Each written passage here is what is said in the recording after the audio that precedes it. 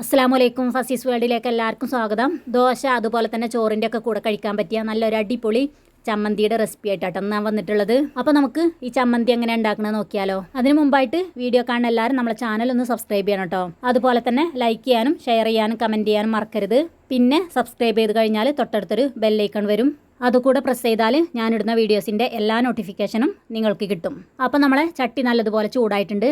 ഇനി ഞാനതിലേക്ക് 2 table spoon വെളിച്ചെണ്ണ ഒഴിച്ചു കൊടുക്കുന്നുണ്ട്.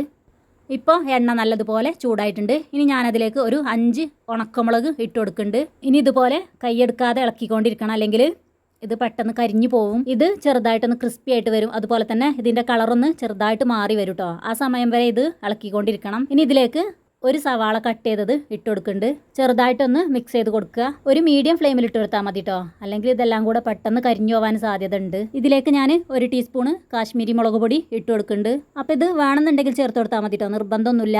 ഇതിന് പകരമായിട്ട് നിങ്ങൾക്ക് എത്ര എരിവാണോ വേണ്ടത് അതിനനുസരിച്ചുള്ള ഉണക്കമുളക് ചേർത്ത് കൊടുത്താൽ മതി. നല്ലതുപോലെ മിക്സ് ചെയ്ത് കൊടുത്തിട്ട് ഇതിലേക്ക് ഞാൻ 2 തക്കാളി കട്ട് ചെയ്തത് ഇട്ട് കൊടുക്കുന്നുണ്ട്. വലിയ 2 തക്കാളി കേട്ടോ ഞാൻ എടുത്തിട്ടുള്ളത്. ഇതിലേക്ക് ആവശ്യമായിട്ടുള്ള ഉപ്പ് ചേർത്ത് കൊടുക്കുന്നുണ്ട്. കുറച്ച് പുളി ചേർത്ത് കൊടുക്കുന്നുണ്ട്. ഈ പുളി ഉരുട്ടിയെടുക്കുകയാണെങ്കിൽ ഒരു നെല്ലിക്കട വലിപ്പം ഉണ്ടാവും കേട്ടോ. അപ്പോൾ അത്രയും പുളി എടുത്താൽ മതി. പുളിങ്ങ തന്നെ വേണം നിർബന്ധമൊന്നുമില്ല കേട്ടോ. ഇതിന് പകരമായിട്ട് നമുക്ക് നാരങ്ങ നീരോ വിനാഗിരിയോ ഒക്കെ ചേർത്ത് കൊടുക്കാൻ പറ്റും. അപ്പോൾ എത്രേ ഉള്ളൂ. ഇനി നമുക്കിതിലേക്ക് വേറെ ഒന്നും ചേർത്ത് കൊടുക്കാനില്ല. അത് നല്ലതുപോലെ ഒന്ന് മിക്സ് ചെയ്ത് കൊടുക്കുക. ഇത് നമുക്ക് നല്ലതുപോലെ വെന്ത് കുഴഞ്ഞു പോകുമൊന്നും വേണ്ട.